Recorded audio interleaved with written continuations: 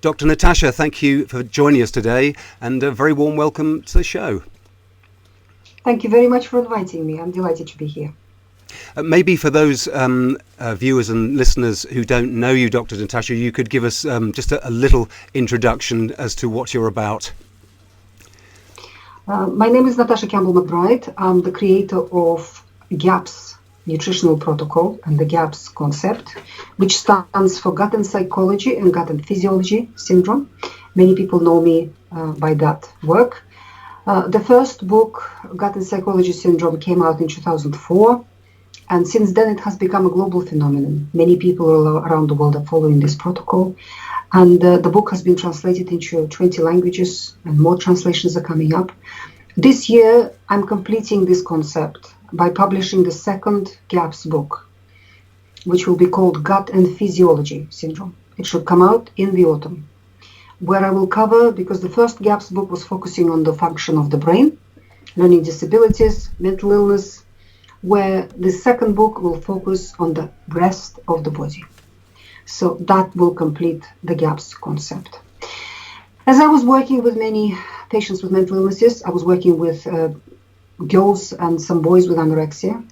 And quite quickly I have discovered that they became anorexic and they became bipolar and they became ill because of misguided vegetarianism. And that spurred a very intense study into this subject. Very quickly I have discovered that there is no reliable science for us to trust. All studies that have been done on this subject have been done by pro-vegetarian lobby. The data has not been analyzed correctly. The studies have not been designed correctly. We simply cannot trust them. Particularly the China study, which many vegans and vegetarians quote. It is a complete shambles and completely untrustworthy study. So that made me look at basic sciences, at the science of physiology, biology, biochemistry, and clinical practice, my own and many other doctors' clinical practice. And based on what I have discovered, I have written this book, Vegetarianism Explained, and I understood myself how it all works, and I'll be delighted today to explain it to you. Wonderful. Obviously, a great many of us were very disappointed that you couldn't join us in person for this year's or the second annual Truth Seekers Festival here at Nebworth, but obviously cancelled in the circumstances. But hopefully today, as you say, we can do some justice to uncover this subject, which, as you say, is not really presented in a genuine and honest fashion. It seems that vegetarianism and veganism are both on the rise. They seem to be gaining popularity, and particularly we hear vegetarianism cited as being better for the planet, and also we hear animal foods, particularly animal fats, still lambasted as being unhealthy. So maybe in that context, Dr. Natasha, you could sort of start us off by illustrating the two food groups as you present them in the book. You talk about plant foods as the sort of cleansing foods and animal foods as the feeding and the building blocks. Would you like to expand on those two concepts? Right. We live in a world of nutritional misinformation, and there's a confusion about vegetarianism. Indeed, it's on the rise, and indeed many people think that they are doing the right thing by following a plant-based lifestyle. Some choose this lifestyle after discovering how industrial agriculture treats animals and birds. Some believe that this is the healthiest lifestyle. Some do it for emotional, political, and religious reasons. Some believe that they're saving the planet, and there is plenty of propaganda to that effect in the world. Nutritional science adds to the confusion with all its relentless propaganda in the mainstream media that meat is bad for you, and eggs are bad for you, and fat is bad for you, and this is bad for you, and that is bad for you. Doctors, however, see more and more young people damaging their health and destroying their lives through plant-based lifestyle. So, question is, should we all become vegan or vegetarian? Question is, what should we trust? Who should we listen to? Where is the truth? And what is the propaganda? So let us try and understand the whole issue. So how does it work? All energy on our beautiful planet gets recycled. No energy gets wasted on the planet. New energy comes from the sun, the sunlight.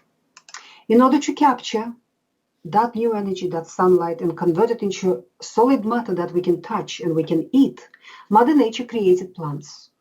They have photosynthesis.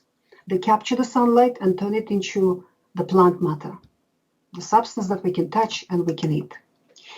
In order then for something to benefit in the form of plants from the energy of the sun, Mother Nature created herbivorous animals which eat plants. And in order for these animals to digest the plant matter well, Mother Nature equipped them with a very special digestive system. It is called rumen. A cow has enormous 4 stomachs, which collectively called rumen, and they are full of microbes, bacteria, viruses, protozoa, flukes, prions, worms, all kinds of archaea, all kinds of creatures are in there. It's a balanced microbial community. The majority of the cow's gut flora lives in her rumen. And the cow chews every mouthful of grass about 200 times. She will munch it for a while, swallow it. The microbes in her rumen will work on it to extract nutrients out of it, to digest it for the cow. Because the cow herself, no creature on this planet, can digest plant matter. That is a scientific fact which we have known for 100 years now. No creature on this planet truly can digest the plant matter apart from microbes. Microbes have an unsurpassed ability to break down carbohydrates, break down tough fiber, tough starch, tough structure of the plant matter, and convert it into something, a mixture of nutrients that other creatures can benefit from. And that's the fact that Mother Nature used for designing the rumen of herbivorous animals. Plant matter is converted into proteins there, and the majority of carbohydrates, about 70% of carbohydrates in the grass that the cow eats, are converted into short-chain fatty acids, which are fully saturated fatty acids. So herbivorous animals actually live on a high-fat diet, and most of it is saturated. Only microbes are able to digest plants well, and if you look at the herbivorous animals, they're always chewing. The cows, the goats, the sheep, antelope, giraffe, deer, and other herbivorous animals, they're constantly chewing. Because a cow chews a mouthful of grass 200 times, she will send it into the rumen will work on it, and then she'll regurgitate it. And she'll chew it a little bit more, and then swallow it again. In order then for something else on the planet to consume the sunlight in the form of herbivorous animals, nature created the next group of creatures on the planet. It created predators and omnivores. This group of creatures, and we humans belong in that group, have a small stomach. We don't have a rumen. We have a small stomach, and if this stomach is healthy, it virtually has no microbes in it because it produces hydrochloric acid. The acidity in the human stomach goes below 2, below 1 pH when we're hungry. And that's a very hostile environment for any microbe to survive. So human stomach cannot digest the plant matter. Because remember that fact again, only microbes can digest plants. Nobody else. The only things that human stomach and the stomach of predators and omnivores, such as cats, dogs, lions, tigers, chickens, pigs, they're omnivores as well. The only things that our stomach can digest and truly break down are meat, fish, milk, and dairy, animal products. These are the only things that stomach juice can properly digest. Human gut is very similar to the gut of predators, and what has been digested in the stomach properly then goes further down into the part of our digestive system where absorption of food happens, into the intestines. It's several meters of intestines, so the food has to be digested properly in the stomach first before it can be absorbed. And what happens to the plants when they sit in our stomach for a while? They don't get digested to any degree. They just sit and wait in the stomach. Then the whole mixture is passed into the intestines, where meat, fish, eggs, and dairy, which were properly digested in the stomach, start getting absorbed. The plant matter then gets a little bit digested by pancreatic juices, by bile that is added to the mix, by enzymes that the gut wall produces in those areas. But again, it's too late, and they do not digest well enough. They can contribute some vitamins, some juices, some microelements, some cofactors for us. A bit of starch can be absorbed. It has been cooked or fermented prior to consuming the plants. But the bulk of the plant, the starch, the undigestible resistant starch, and the fiber of the plant are indigestible for the human digestive system. They go right through the intestines without feeding us much until they land in the bowel of the human. Human bowel is an equivalent of the rumen in herbivorous animals. That's where the majority of our gut flora lives. That's where the microbes then attack that plant matter, work on it, and do the same thing they do in the cow's rumen, converting carbohydrates into short-chain fatty acids, saturated fat, which sustains us between meals, and breaking down whatever they can break down for us. The only difference is the problem between us and the difference between us and the herbivorous animals is that their rumen is at the beginning of their digestive system. The plant matter gets properly digested in the rumen before it goes into the absorptive part of the digestive system. In us humans, our equivalent of the rumen, the bowel, is at the end of our digestive system. All the absorption has already happened higher up. So it's too late for the absorption to happen. So the bulk of nutrition, that brings us to the conclusion that the bulk of nutrition which sustains our physical structure, the body where you live in, your heavy big bones, your dense muscles, your big brain, your lungs, your liver, your heart, your digestive system, the rest of your body, the physical structure of your body, the bulk of what sustains that physical structure and builds it comes from animal foods, just simply because of the way human digestive system has been designed. Meat, fish, eggs, and dairy. So let's talk about animal foods a little bit more. So these are the foods which are building, feeding foods for the human body. They provide the right quality protein.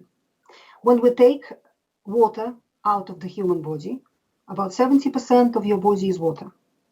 The dry weight that's left is about 50-50 protein and fat. This is what we're made from. This is what your human body is made from. If we then take the human protein to a laboratory and analyze it, we find that in its biochemical structure, it is almost identical to proteins in meat, fish, eggs, and dairy, in animal foods. What about plants? Plants have plenty of proteins. The most famous and well-researched protein in plants is gluten. And the more we research gluten, the more we realize that nobody can digest it. No human being on the planet can really digest gluten. It damages everybody. So what we find that the biochemical composition of gluten, secalin, avenine, and many, many other proteins in plants, particularly seeds of plants, beans, lentils, chickpeas, other leguminous, nuts, they have a lot of protein in them. All of those proteins have inappropriate amino acid composition for building our protein. Some amino acids are in short supply, others are in excess, but the whole structure of those proteins is indigestible for the human digestive system and is very damaging, just like gluten. Gluten is only one protein that we have researched to any degree. We haven't really focused on other proteins from plants yet. And the more we're researching all of them, the more we realize that they are anti-nutrients. Anti-nutrients are substances which plants have, which damage the integrity of our digestive system, making it leaky and porous, damage the integrity of our connective tissue, cause arthritis, cause mental illness, cause all kinds of problems in our human bodies, in the plants. And most plants contain these anti-nutrients. And most of these anti-nutrients are proteins that are in the plants. So the only protein appropriate for building your physical structure and for maintaining your physical structure come from animal foods. Plants are unable to provide you with suitable protein. When it comes to fats, exactly the same picture. When we analyze human fat in a laboratory, we find that in its biochemical structure, it's very similar to animal fats. Lamb fat, beef fat, pork fat, goose fat, duck fat, butter, ghee, and other animal fats. Plants are full of fats, full of oils. But these oils have a very different biochemical structure. They're largely polyunsaturated. We need some polyunsaturated fatty acids, tiny, tiny, tiny amounts.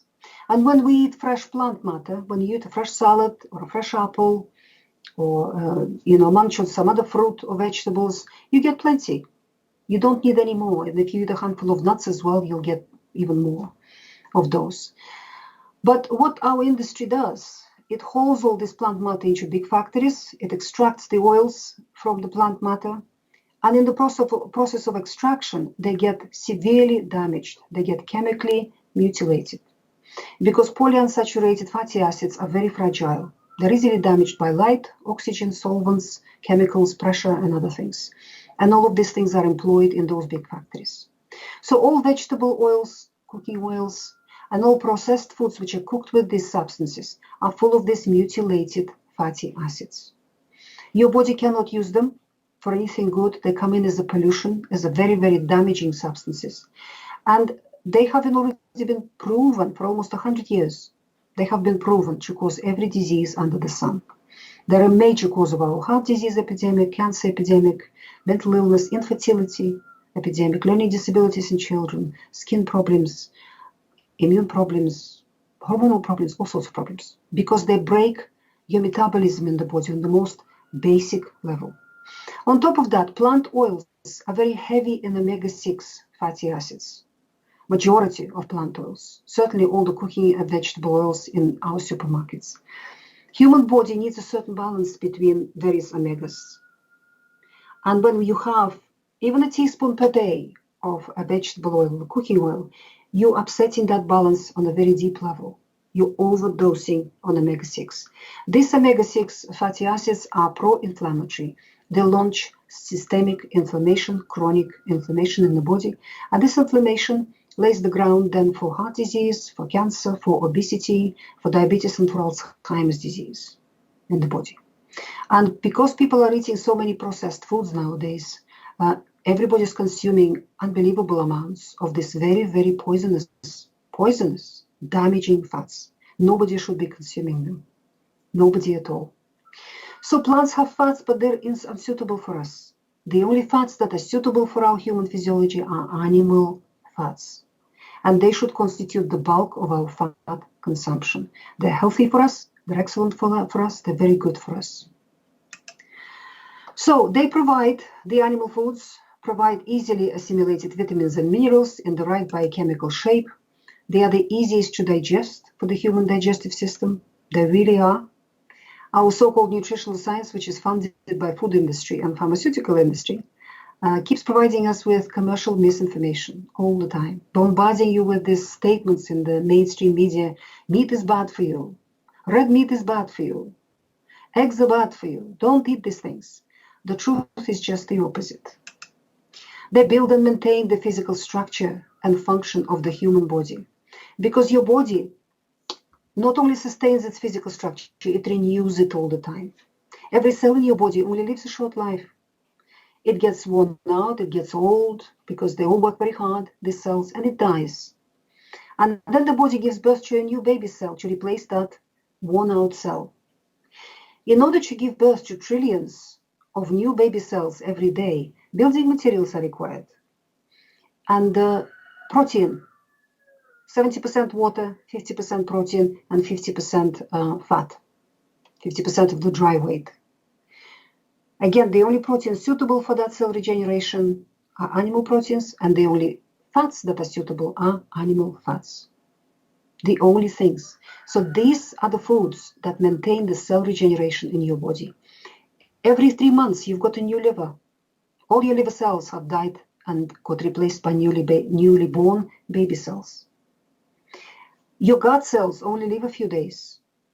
The cell turnover there is very, very rapid on every epithelial layer, not only in the gut, everywhere else in the body. So the body renews itself all the time. Building materials are required for that. They are essential for cell regeneration and healing. So to heal any damage, to heal after an operation, and for growing children, because children need building materials not only for maintaining their physical structure, but for growth. That is why animal foods are particularly vital for children to eat for breakfast, lunch, and dinner. So what are the plants for then? Why do we eat them at all? Plants have the wrong protein for the human body. Plants have the wrong fat for the human body. Plants are indigestible for the human digestive system. But plants have powerful cleansing substances.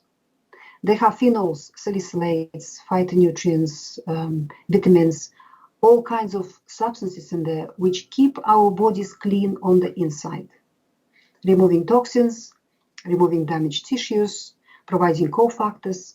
That is the purpose of eating plants. They are powerful cleansers.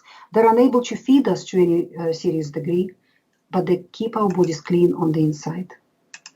So, traditional societies around the world have learned through experience, through millennia, that plants are difficult to digest and that we can't really live on plants entirely.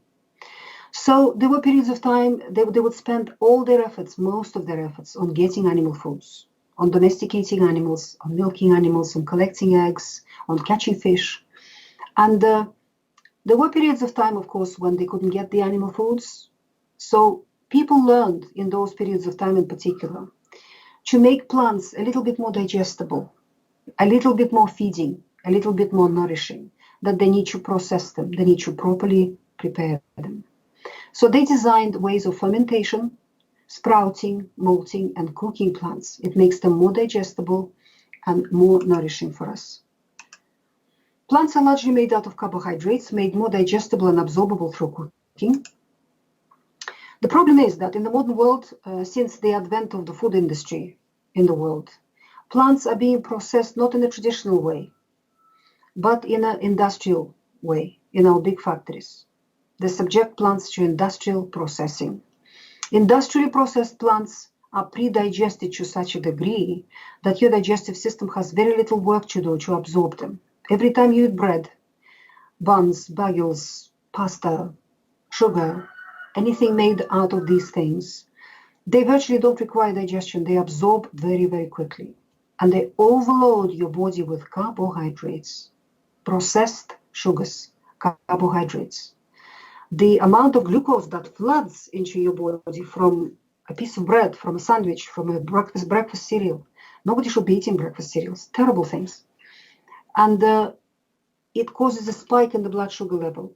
And that, the consumption of these sort of things, highly processed, industrially processed plants, are the cause of our epidemics of obesity, heart disease, diabetes, cancer, and Alzheimer's disease. All of these diseases fit into a syndrome called the metabolic syndrome. And what is a metabolic syndrome? The person is eating too many sugars, too many processed carbohydrates. They're flooding their body with free glucose all the time for breakfast, lunch, and dinner, and in between, because in between they will have chocolate bars, biscuits, coffee with sugar, tea with sugar, snacks, things like that, which are also processed carbohydrates. And as a result, lay the ground for metabolic syndrome. And these are our major epidemics. And they all due to the consumption of processed, highly processed plant matter, which is provided to us by our food industry.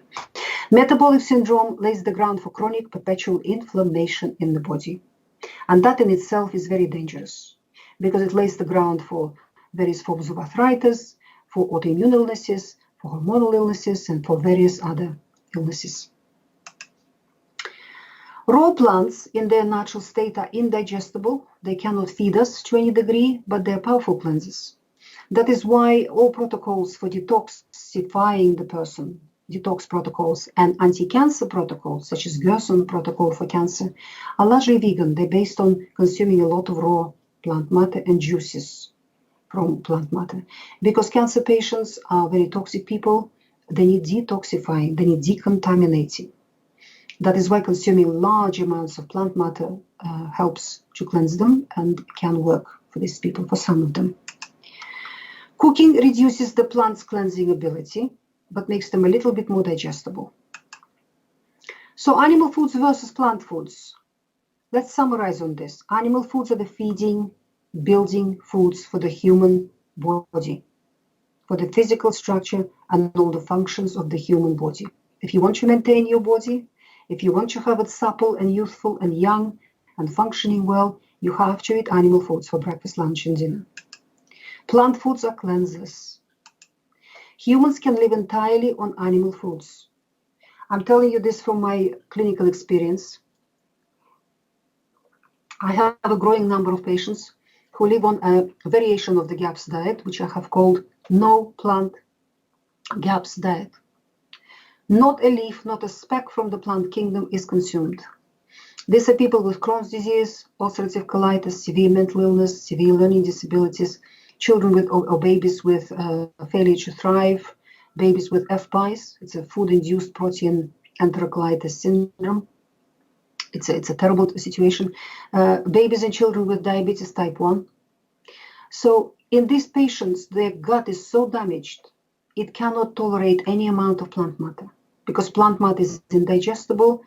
It is very hard to digest and it damages the digestive system. And if your digestive system is already very sore and very damaged, it simply cannot tolerate any amount of plant matter.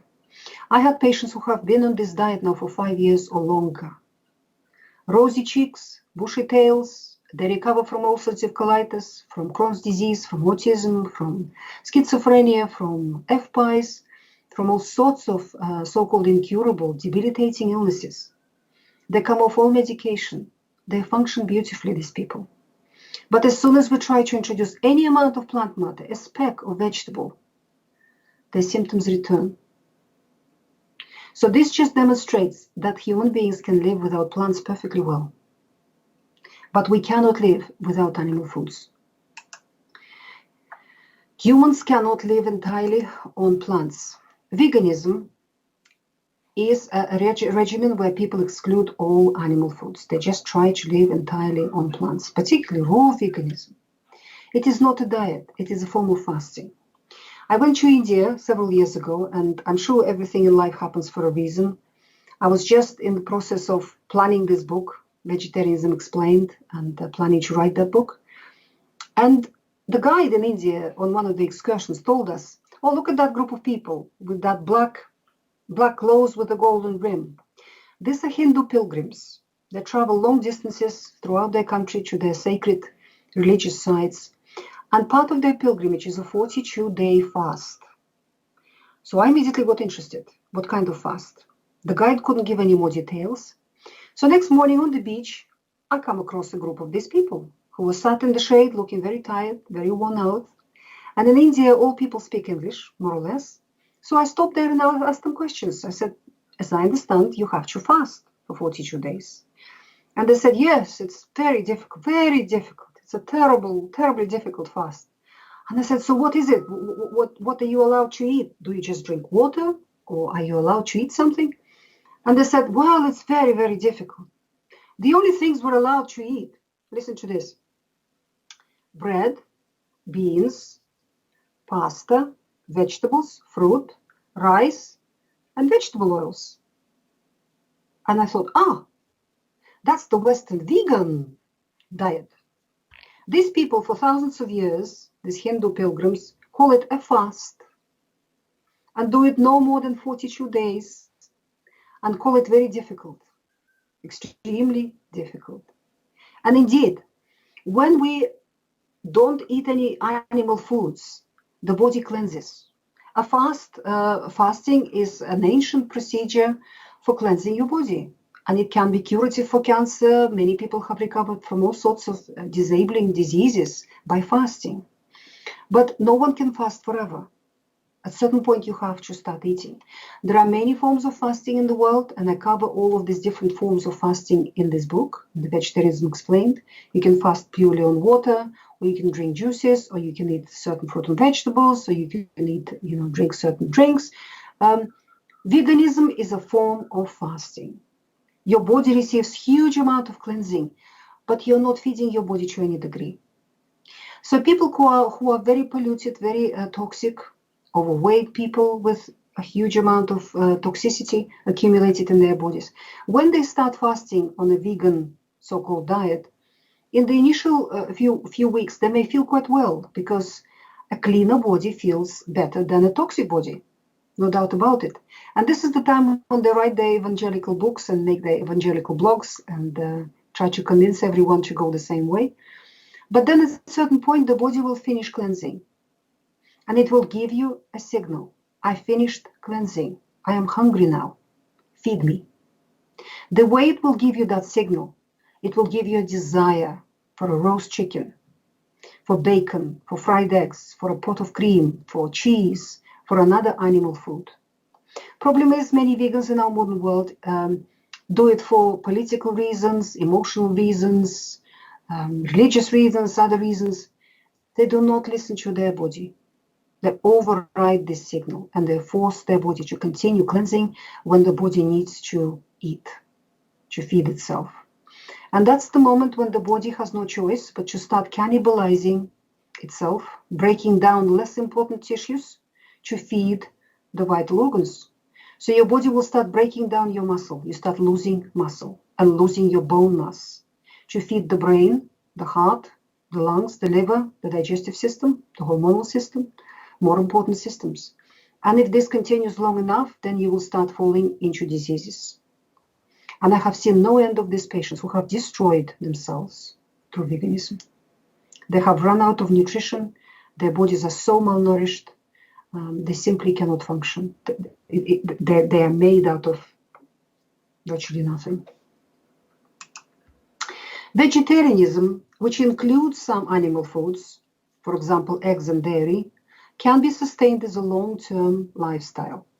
And there are such cultures in India, and I have met them on the same trip. Vegetarianism in India didn't come from any religious or emotional or political reasons. It came from poverty, as simple as that. There have always been too many people in India, too many people. If they would start, it's the most populated country in the world. If they would start eating their animals, they'll probably eat all of them in 2 weeks. There will be nothing left, not rats, not mice, not birds, nothing will be left. Why do you think a cow is a sacred animal in India? Because she gives them animal food. She gives them milk, ghee, butter, cheese, cream, which sustains the physical structure of these people. That is why it is a sacred animal in India. And also all these vegetarians who have no access to animal products, they have ducks and they have chickens and they eat a lot of eggs. Whenever they have an egg, they always add it into their rice and vegetables because they know that they can't live without these foods. And whenever they have a chance to eat some meat or to eat some fish, they will never say no to it because this is poverty and that's where it comes from. All the nations in India, all the tribes in India which live along waterways, along the oceans, rivers, lakes, have fish for breakfast, lunch, and dinner. You have to go to India to see it and to understand how people really eat in India. Western-style evangelical veganism and vegetarianism have arrived to India at the beginning of the 20th century with the books of Nathan Pritikin from America, which were very successful for some reason. I don't know why. He sold millions of copies and they were brought into India. So there are some small groups of people who follow that now. Nowadays, that's a modern development. But vast majority traditional Indian vegetarianism is based on poverty, on non-availability of animal foods, but whenever they get the chance to eat them, they never say no. It is possible to be a healthy vegetarian as long as plenty of high-fat animal foods are consumed and all food is natural. You cannot live on a vegetarian or a vegan regimen on processed junk that the Western food industry provides and expect yourself to be healthy. You have to put a lot of effort into fermenting all your plants, into sprouting all your plants, into properly processing all your plant matter. And you must eat some animal foods to sustain the physical structure of your body. There are individual needs, of course, for plant and animal foods in everybody because we're all unique.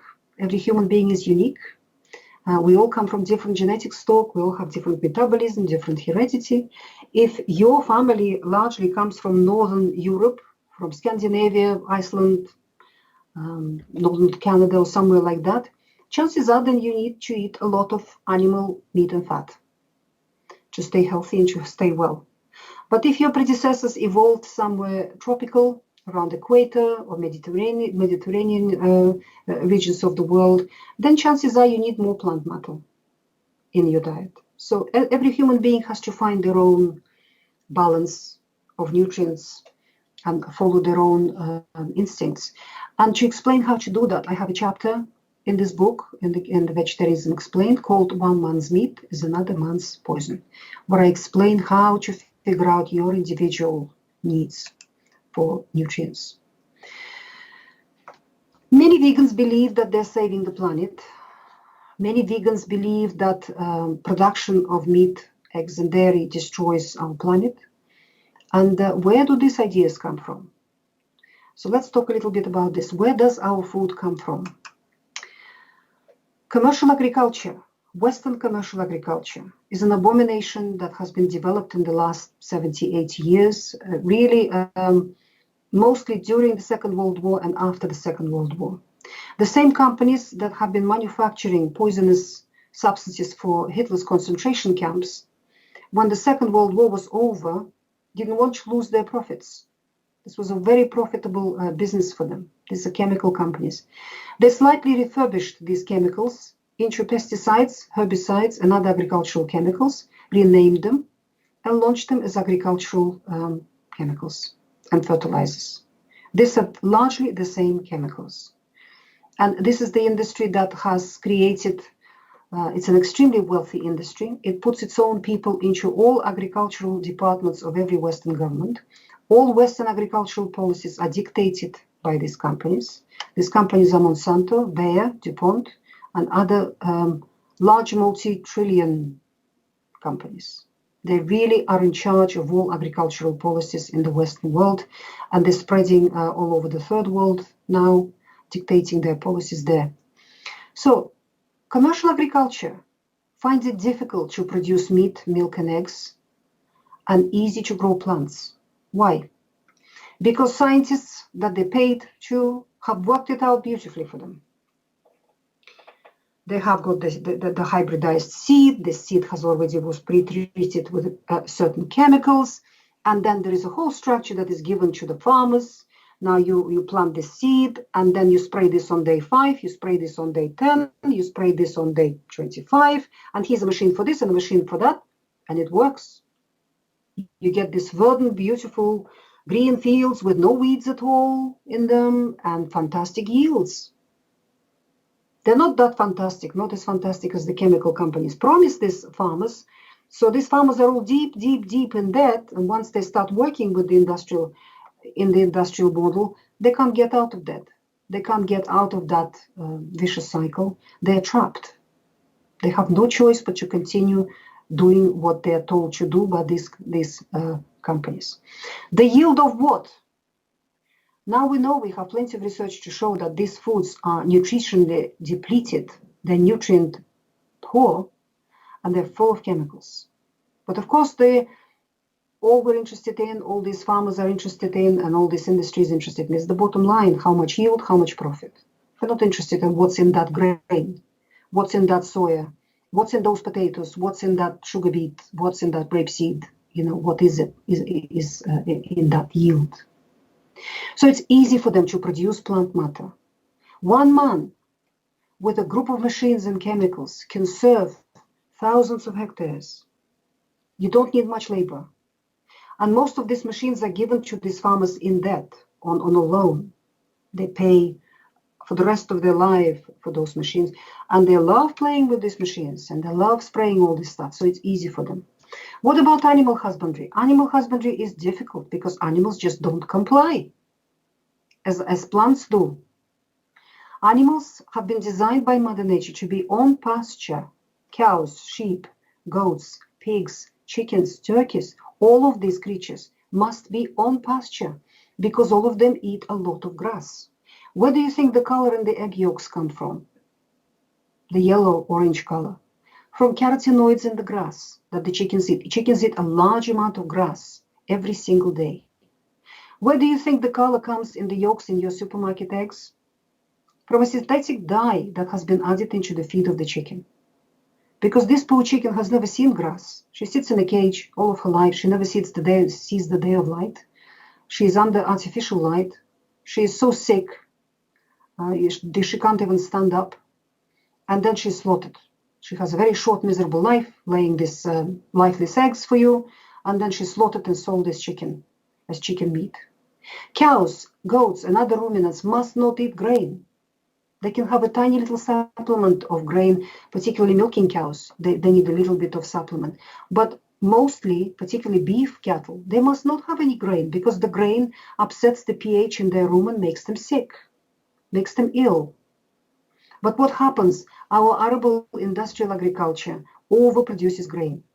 This is a fact carefully hidden from the population and from the governments. Instead, the agrochemical complex is giving everybody an idea that we're not producing enough. Look at those poor, starving children in Africa. We need to produce more grain. They have been overproducing grain for decades. They are dumping this overproduced grain in the Atlantic Ocean because they've got nowhere else to dump it. After they've sold it, of course, after they've made their profit on it. And in order to find some kind of market for this overproduced grain, children in Africa are starving because of politics, not because we're not producing enough food. We are producing enough grain alone in the Western world to feed some 12 or 13 billion people. That's the latest fact that the scientists have discovered. And of course, that fact is carefully hidden. Nobody's allowed to know that fact. So in order to then find a market for using all this overproduced grain, overproduced soya, 99% of soya produced in the world is GMO soya. And most of it goes for animal feed. Protein, indigestible, terrible, genetically modified. So what they've done, in order to continue increasing their profits, they want to plow everything, all our green belts. They want to pull all our forests out. They want to get rid of all pastures.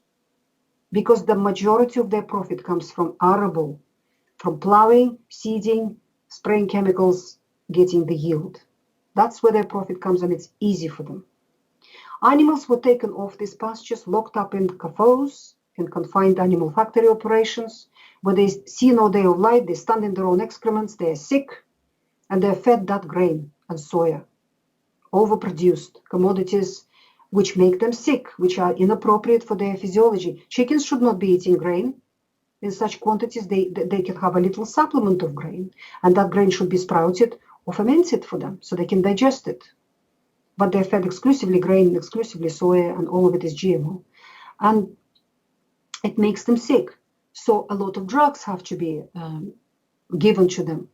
They are routinely fed antibiotics, they are routinely fed steroids. You know that 3/4 of all antibiotics produced in the world are fed to farm animals in these factory operations to keep them alive, just alive enough until they're slaughtered and sold to you as meat.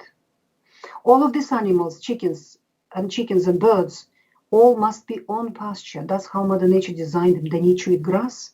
Birds find plenty of their own meat on pasture because they dig and they find worms and grubs and other things. Pigs, natural habitat for pigs is a forest.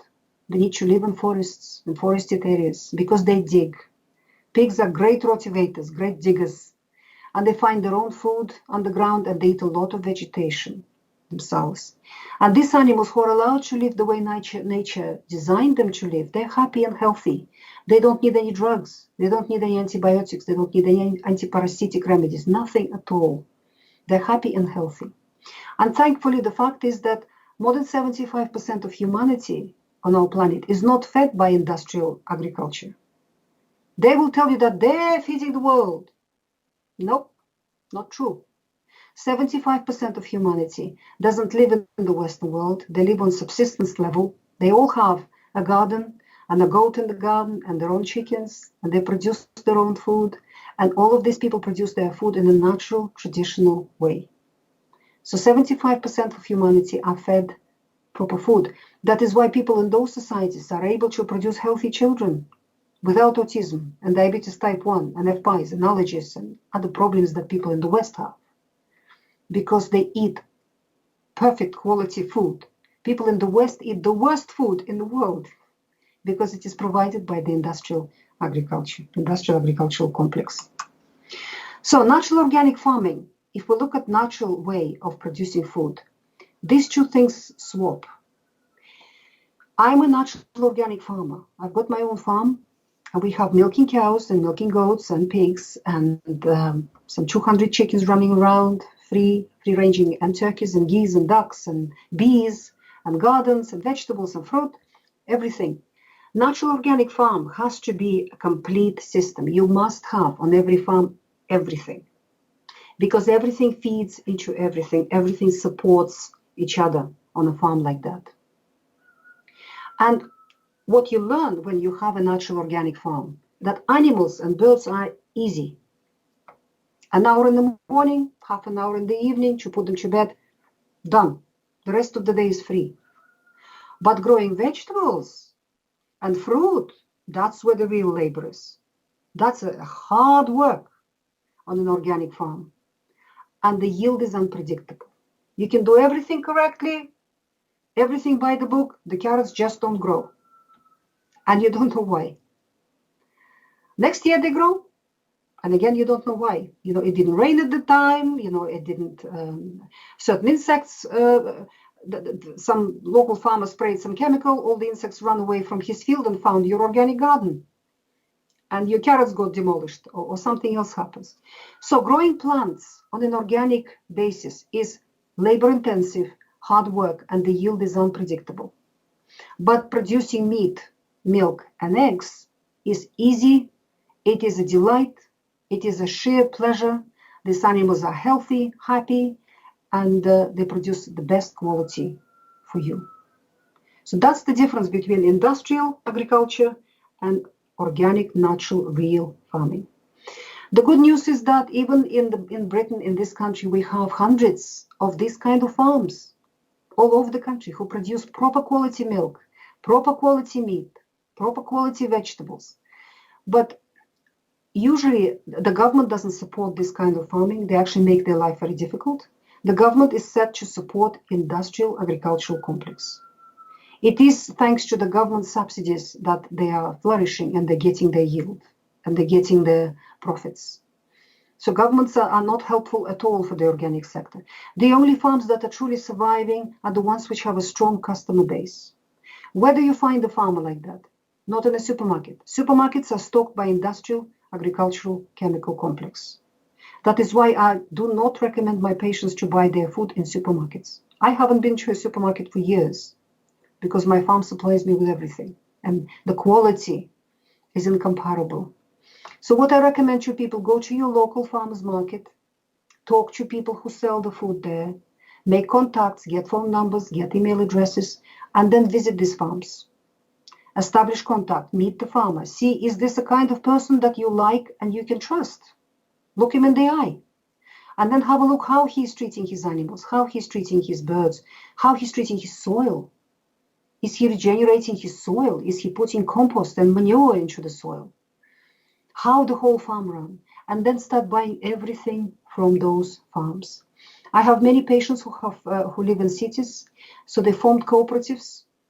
And so you don't have to drive very often outside the city to buy your food. One person drives this week and gets food for everyone, and then you come to that person's house and pick up your bits. Next week, somebody else drives. Or when a large enough cooperative is formed, the farmers are very happy to deliver to one place all their stuff, and then everybody can pick it up from the cooperative. So it is possible to get organized and to get good quality food. This way, you will not only provide your family with the best quality food, you will support a good person, you will support a good farmer who loves his land and treats his animals and birds with love and his soil with love, and who is not only concerned with profit, but who is doing things properly. Arable agriculture overproduces grain and feeds it to animals. Arable agriculture destroys topsoil. What is topsoil? It's that thin layer of soil under your feet, where all life begins and all life ends. It is the most precious part of nature, topsoil.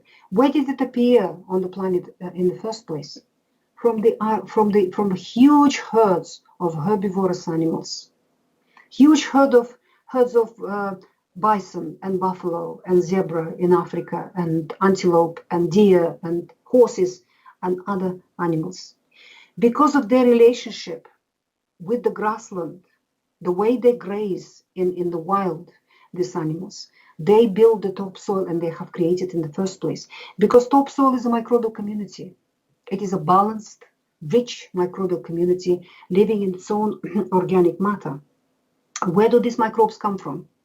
From the rumen of ruminants, from their excrements, from their manure and their urine. Manure of a cow is the most precious fertilizer for topsoil, and it has to land straight from the cow right on the pasture. If it lands on some concrete floor in some cafe and sits on that concrete floor for days and days and days before it's washed into a lagoon where it sits for months fermenting, and then it's released into local waterways, that's not a precious stuff for the soil anymore. It's fermented, the microbial community has changed, methane is being released, it's a terrible pollutant. That's what our industrial agriculture does. It takes something precious that nature has created and turns it into a poison, turns it into a problem. Animals and birds must be on pasture, and their manure must drop straight onto the ground. That microbial community in the manure then goes into the ground, feeds that rich microbial community. And what that microbial community does, topsoil on our planet is the biggest reservoir of carbon and many other substances, which are now greenhouse gases up there in the atmosphere. Microbes turn carbon in the soil into humus. Humus is a pure carbon polymer. It's very stable. It holds carbon in the soil for hundreds of years. Every time we plow, every time we dig, every time we spray chemicals on the soil, we kill the microbial community and we destroy humus. And humus gets released into the atmosphere in the form of carbon dioxide. Majority of that carbon dioxide up there in the atmosphere causing greenhouse effect and global warming comes from industrial arable agriculture. They are the major number one cause of global warming. But can you hear any government talking about it? Can you hear anybody talking about it in the mainstream? They don't even know about it. Because all the propaganda and all the information that is given to governments and given to mainstream authorities comes from Monsanto, Bayer, DuPont, and other agrochemical companies. They are immensely powerful, immensely wealthy. They just dictate the whole scene, the whole milieu. Destroyed soil cannot hold water. So rains run off because that humus holds huge amounts of water. Every time it rains, humus swells. It's like a sponge. It just swells. It enlarges. The pasture just swells and it holds that water. All these arable fields around us looking so neat and tidy without one weed inside, that's a desert. The soil has been destroyed. It's a dead dust. There's no microbes. There's no humus. So rains just run off those fields into our streams and lakes and rivers and flood the villages downstream. Our flooding is getting worse and worse every year. It is arable industrial agriculture we have to thank for those floods. It isn't the lack of barriers being built or whatever being done with the rivers. It's arable industrial agriculture.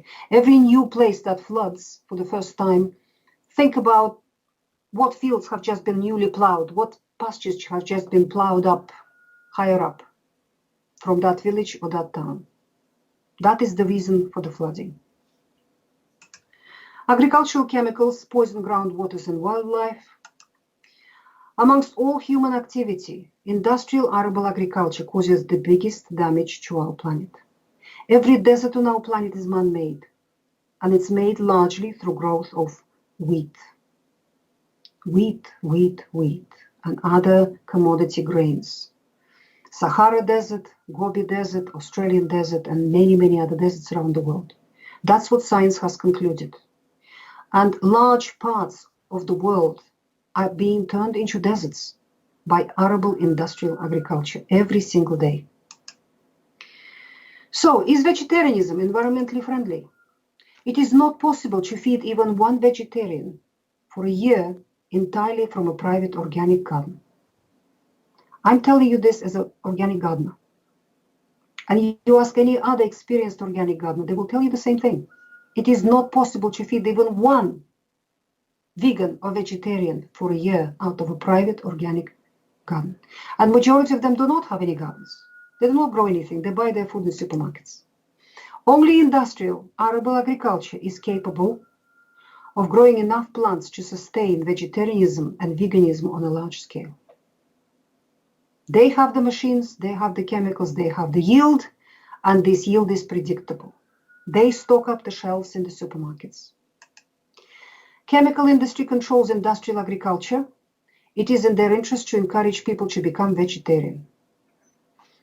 Propaganda for vegetarianism and for veganism is coming from Monsanto, Bayer, DuPont, and other such evil companies who started during the First World War from producing mustard gas for poisoning the soldiers, then continued in the Second World War for producing all the chemicals used in concentration camps in Germany, and then continued with their chemicals afterwards. And they were the ones who were producing Agent Orange and Agent Yellow and Agent Blue and the other agents in Vietnam and all other wars. And these same companies are pharmaceutical companies too. They first make people sick and then they provide the drugs for the people. They are the same companies. It is all very cleverly structured and very cleverly designed. And it is within their commercial industry because majority of their profit comes from arable agriculture, from commodity crops. It is within their commercial interests to make the whole planet vegan. Propaganda for vegetarianism comes from them. They have multi-billion marketing departments, very clever, very powerful, very cleverly designed. And that propaganda machine works through governments, through Western governments, through health ministries, through medical profession, through nutritionists, through dietitians, and so on. This same industry infiltrates governments and guides their policies on food and agriculture.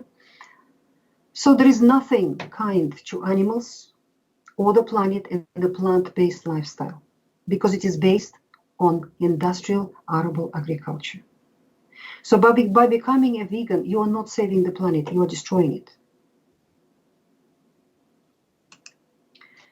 So how do we feed ourselves and our families well? Natural, organic, and biodynamic farming treats land and animals with love and produces proper quality food. The kind of food that Mother Nature designed for us, and the kind of food that we all have a birthright to. We have a birthright to eat proper natural food, not chemical, scientifically mutilated and manipulated concoctions. They have to be diversified, these farms. They must have grazing animals and birds and plant matter all in rotation. If you've taken a crop from a field, you have damaged that soil to quite a serious degree. You must put animals on it first, for a couple of years, preferably for 4 years, to restore the quality of the soil. Then you can plow it again and grow another crop on that field. So everything has to be in rotation. And people knew this for millennia. Farmers have used that practice. In this country, it's been used very effectively. But as soon as the chemical agriculture has taken over, these practices got dropped and forgotten. Modern farmers don't even know these practices anymore. They wouldn't know where to begin. Using animals and birds, natural farming builds topsoil. Removing carbon from the atmosphere, building humus. Scientists at the Savory Institute, it's a wonderful organization which is restoring huge territories around the world of grasslands back to nature using proper grazing, natural way of grazing. We don't have time to discuss this. Please research Savory Institute. Alan Savory is a wonderful researcher who has devoted his life to this subject. What happens when we graze animals correctly and you have to move them all the time? The traditional farming, traditional doesn't mean good necessarily. Traditional farming where we build a fence, put the animals and then forget about them. That destroys pasture. That is not the way Mother Nature grazes herbivorous animals. Mother Nature has no fences. Huge herds of zebra, huge herds of antelope in Africa move all the time. And they stay bunched together very tightly. They don't spread out just eating their favorite plants. They eat everything, they mow. They eat everything under their feet. Why do they do that? Because there are shepherds in nature. Lions hyenas, cheetahs, other predators who are right there, right around the zebra, and they move with the zebra. They play a very important part in nature. They are shepherds. They make sure that zebra eat everything under their feet, because these herbivorous animals have their favorite plants. If you build a fence here in this country and locked up the cows in there and forgot about them, they eat only because they're relaxed and there are no predators. Nobody's forcing them to be a little nervous and just to eat everything under their feet. They eat first their first favorite plant, and they will eat it and eat it until they kill it. Then they start on the next favorite plant until they kill it. Then the next favorite plant until they kill it. Give it a couple of years, there'll be nothing left on that pasture apart from plants that nobody wants to eat. When you go on a train in this country, you will go past many of these traditional so-called pastures. They're yellow right now. They're covered in ragwort, a poisonous plant that no herbivorous animals is going to touch. Nothing else is growing on those pastures. They're destroyed. There is no soil. There is no pasture. There are no plants for the cows to eat. And these poor animals on quite a few of these pastures are still locked up behind the fence and still forced to sit there and search for whatever they can find, scrounge there, whatever they can find to eat. Majority of it is ragwort or thistles or nettles, and they just can't eat these things. That's how the pasture is destroyed. In nature, what happens? Because of these shepherds, because of the predators, the bunch of zebra stay together. They're close to each other, they're touching each other on the sides. They're a little nervous, and they eat everything under their feet. They do not choose their favorite plants. They mow, and they defecate, and they urinate, and they move on. And all that manure and urine go into the soil very quickly, and 3-4 months, the grass goes woof, and the herd comes back to that area and eats it again, and the whole circle is repeated. And every time they circle like that through a particular area of the land, humus, the topsoil, becomes thicker and thicker and thicker. That's how it is created. And this is the model of pasture grazing that Alan Savory has researched by observing nature, and that is being implemented now by the Savory Institute all over the world. This is the model that we use on our farm. We have cows, we have goats, and we move them every day, all the time, by using electric fences. We can't have wolves here, we can't have predators on the farm, of course, so we humans have to play the role of these predators, so we use electric fences, and we just keep moving them all the time, so they do not destroy the pasture. Instead, they enhance it. They improve it all the time, and they build the topsoil for us. This change has to come from grassroots. It has to come from individuals who have educated themselves and who do the work themselves on the ground. That is why I encourage everybody to get a small holding and start working on these things. The more, no scale is too small. The more of these little farms and little small holdings we have scattered on our planet, the more hope our planet has to restore itself and to recover. So we need to support. In the meantime, we all need to support organic and biodynamic farming by buying their produce exclusively. Every time you buy food in the supermarket, you're supporting agrochemical complex. So how do we make an informed decision? Weston A. Price, a wonderful dentist, a wonderful man who traveled all over the world in the 1930s. In those days, indigenous culture still existed in the world, people who lived according to their traditions and where the modern civilization hasn't arrived yet. He researched these cultures, he learned how they live, what they eat, what they do, and the first thing that he discovered that all of them were perfectly healthy. They had none of the diseases of the modern civilization. That was the time, 1930s, when Nathan Pritichin was writing his books, and he was extremely effective for some reason. He lived in New York, this person, with his propaganda of veganism. And vegetarianism and veganism was rising, and Weston A. Price was specifically looking for vegetarian or vegan cultures, traditional indigenous cultures around the world. He hasn't found one. It was very disappointing for him, actually. He hasn't found it. He found that in every place around the world, all indigenous traditional cultures ate everything they could find in their immediate environment. And it is the animal feeds, animal foods, the meat, fish, eggs, and dairy that were valued the most, were considered sacred foods, and most effort went into obtaining these foods, into fishing, hunting, pasturing animals, looking after animals, milking animals, and collecting eggs. So Wesley Price has concluded, he's written in his seminal book, Nutrition and Physical Degeneration, I have found in many parts of the world most devout representatives of modern ethical systems advocating restriction of food to the vegetable products. In every instance where the groups involved had been long under this teaching, I found evidence of degeneration. When people live too long without animal foods, they degenerate because human body simply cannot survive on these foods.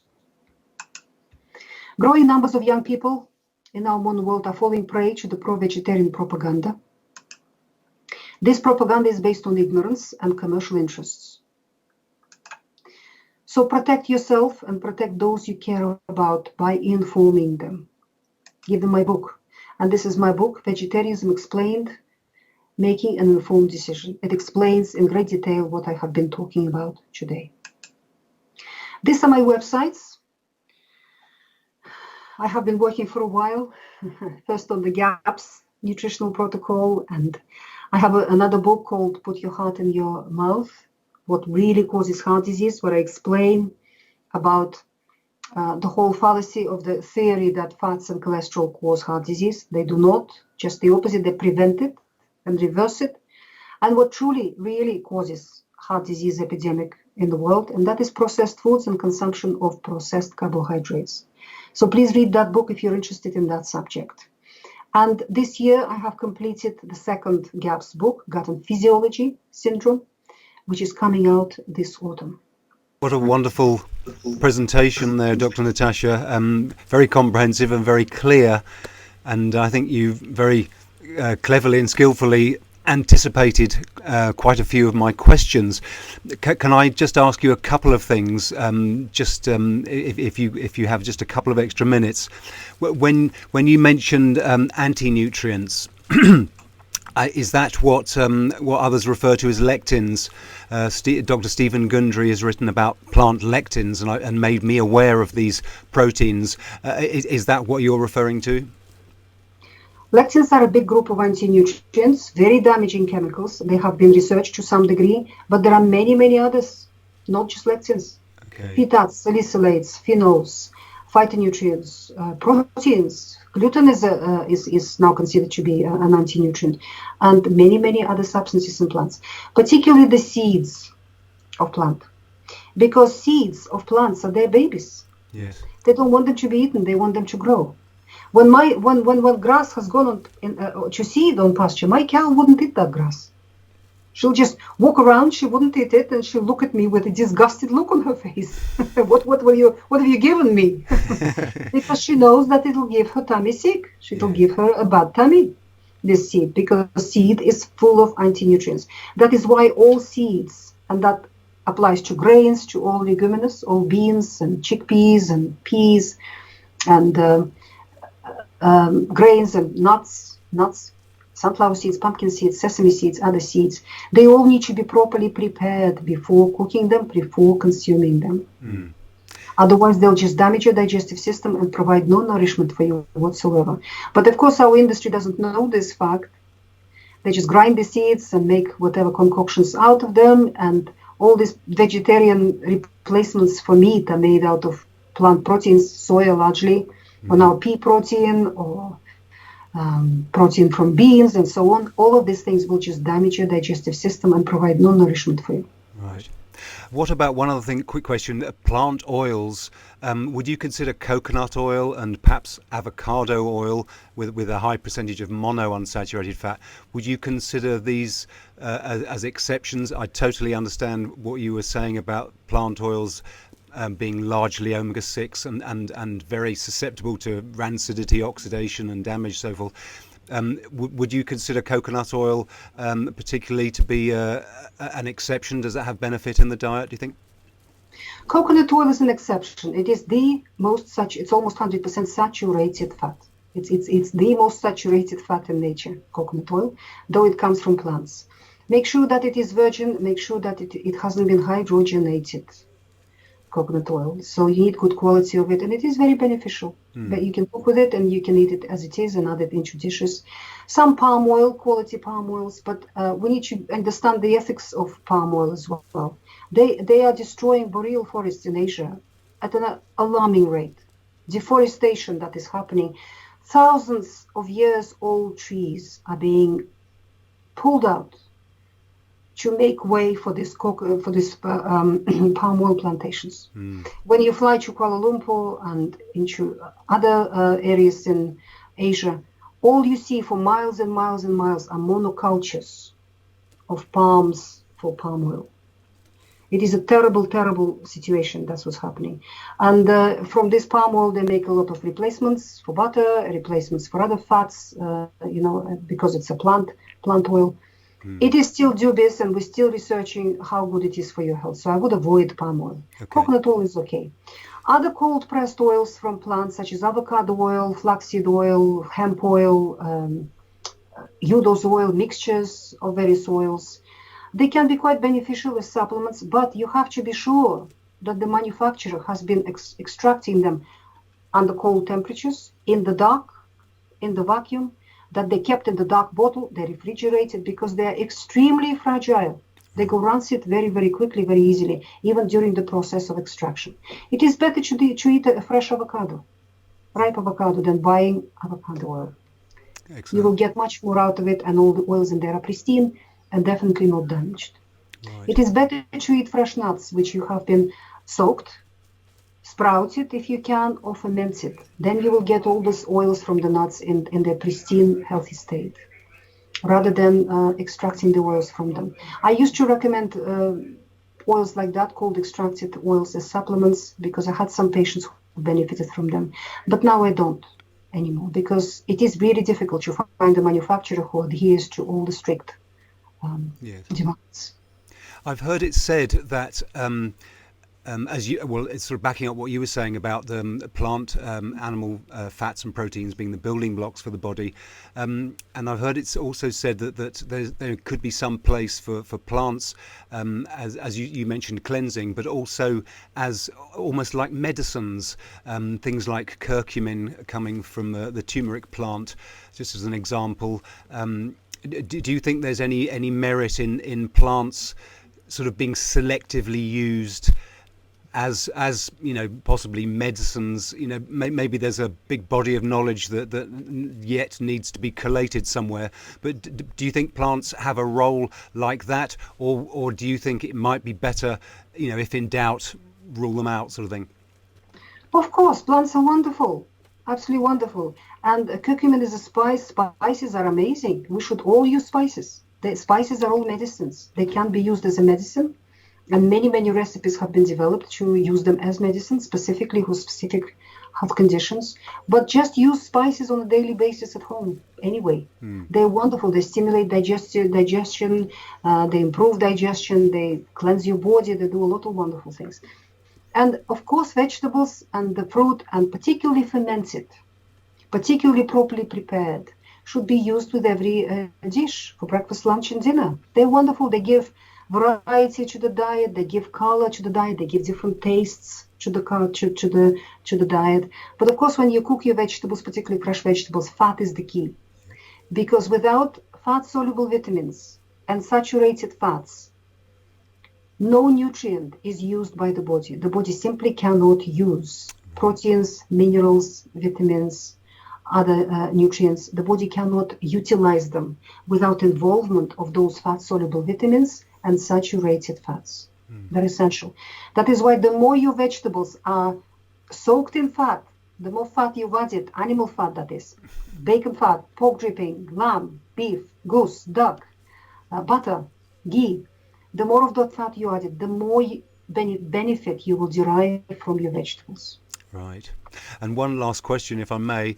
Maybe you could address the sort of acidity, alkalinity myth. There are those out there who will say, you mustn't eat too much red meat, makes you too acidic, therefore plant-based, etc. What would you say to that? It's a nutritional myth. It's not true. Not at all. Your human body is an immensely powerful and wise machine. Mother Nature took billions of years to design human body. It balances so many things, holding so many balls up in the air all the time. Your pH, your electrolyte balance, your sympathetic parasympathetic balance, your hormonal balance, all sorts of balances, checks and balances. Depending on what your body is doing and what is happening in your body, a piece of meat can be alkalizing and an apple can be acidifying for your body. I have a chapter in this book, Vegetarianism Explained, called One Man's Meat is Another Man's Poison, which I've already mentioned, where I explain all of this. Right. Please read that chapter to understand how to design your meals to serve your body properly at every moment of your existence. Because depending on the weather, depending how cold the temperature around you is, depending on your activity, depending on your level of stress, depending on your age, on the menstrual cycle in women, on various, many things, your body requires different set of nutrients. Yep. And your body communicates that information to you all the time. It doesn't ask us to do anything so complicated to calculate, how do we make our meal? It's impossible. The body just gives you that information through senses, what it needs right now, right at this very moment. And if you serve your body, if you listen to your body, get back in touch with it and serve it what it wants and what it's asking for, you'll stay healthy and well. I think sometimes there's a slight caveat with that because particularly for younger people, maybe I think we require a certain amount of education, don't we, and a broad experience of foods to really listen to our body. Because I know there are a lot of people that if they listen to their body, they just reach for a pizza or a packet of Pringles or something like that to satisfy some sort of addiction. So that's addiction. That's right, because there are hundreds, literally hundreds of special chemicals specifically designed by the food industry to make the chemical concoctions addictive, yes. to make processed foods addictive. The label that they use, they never use that word addictive, of course. They use the word irresistible. And if you get an inner industry magazines, the food industry magazine that circulates just within the industry, there's advertisement after advertisement after advertisement for these chemicals. And new chemicals are being designed all the time. They add them to all snacks, to all soft drinks, to all breakfast cereals, to biscuits, to all kinds of processed things to make them addictive. Yeah. Excellent. Well, thank you so much, Dr. Natasha. Marvelous collection of or summation of information. Really appreciate that. Again, I thoroughly recommend this book. It's absolutely wonderful. It's a really good summary of the consequences of choosing an entirely plant-based diet, without looking into it first. And it's so important. Thank you so much for creating such a wonderful resource for people, massively well referenced as well, I hasten to add. So, all you listeners and viewers, I really recommend educating ourselves on this really important issue. Dr. Natasha, I know you've spoken at length, but is there anything you'd like to say just by way of closing? I'd like to say that Mother Nature took billions of years to design human body. All the mechanisms of maintaining your health and keeping you well and healthy and full of energy and healing from any disease are programmed into you. It is your own body that heals itself, not the doctor, not the medicine, not the diet, not anything else. Yes. You just have to get back in touch with your body's intelligence, with your inner body's intelligence. Listen to it. Get back in touch with it, and you will not go wrong. Yeah. So there is hope for every disease. And if anybody tells you that your disease is incurable, that's it. You're going to die with it. Just take this pill for the rest of your life. Say thank you to that doctor. Go and look for the information elsewhere. It is his paradigm. It is not, unless you take it upon yourself, don't accept it. Yeah. Because we live in a world of wonderful availability of information. Absolutely. There is information everywhere nowadays. And there are literally hundreds of thousands of people around the world who have recovered from fourth-stage cancers, from every so-called incurable disease. And every one of them have recovered by getting back in touch with nature, doing things the way nature designed them, and back in touch with their own bodies. That is the only way for all of us human beings to stay healthy and happy and to keep our planet healthy and happy. Wonderful. Well, all the links will be below this video and indeed on the podcast page where the show notes are. Thank you once again, Dr. Natasha Campbell McBride. Really appreciate all that wonderful research and information. And please visit the website, lawfulrebel.com, for loads more information, crucial information about how to achieve our health and how to take control of your life. So please do join me again on another episode of Living Outside the Matrix. Be the change you want to see. Be the change you want to see. Be the change you want to see. Be